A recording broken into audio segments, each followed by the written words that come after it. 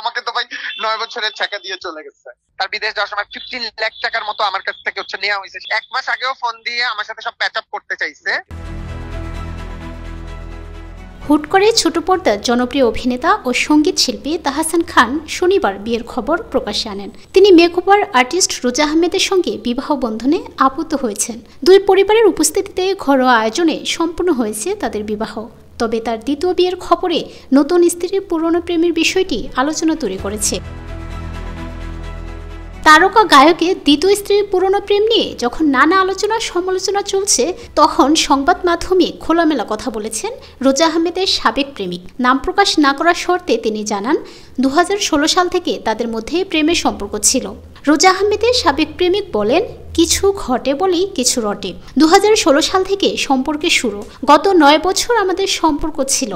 গতকাল শনিবার পর্যন্ত বিষয়টি জানতাম না আমি। 3 মাস আগে ব্রেকআপ হয়েছে, অথচ বিভিন্ন মাধ্যমে তারা বলছে 1 বছর ধরে তাদের সম্পর্ক চলছে। আমি জানি না আসলে এটা সত্য কতটুকু, মিথ্যা কতটুকু, কিন্তু আমাদের ব্রেকআপ হয়েছে 3 থেকে 3.5 মাস হবে। এই ব্রেকআপের কারণও তাহসানই ছিল। যেটা সত্য সেটি আমি ঢাকতে পারবো না মিথ্যা দিয়ে। নিজেকে রোজার সাবেক প্রেমিক দাবি করা যুবক সম্পর্কের গভীরতা নিয়ে বলেন, এটা তো বলা বাহুল্য, 9 বছরের একটি সম্পর্ক, এটা তো বলা যায় না।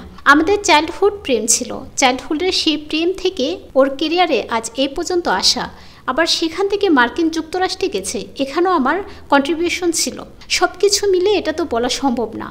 প্রতারণার শিকার হয়েছেন বলেও দাবি করেন এই যুবক। তবে সাবেক প্রেমিকার বিয়ে হয় তাতে একদমই ব্যথিত নন বলেও জানান তিনি।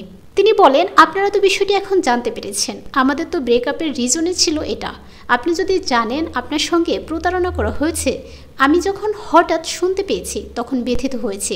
তাদের নাকি 1 বছরের রিলেশনশিপ, কিন্তু আমি কনফার্ম করে বলতে পারি এটা ভুয়া। আমার কাছে সব প্রমাণ আছে যে আমাদের হয়তো 4 মাস হবে ব্রেকআপ হয়েছে।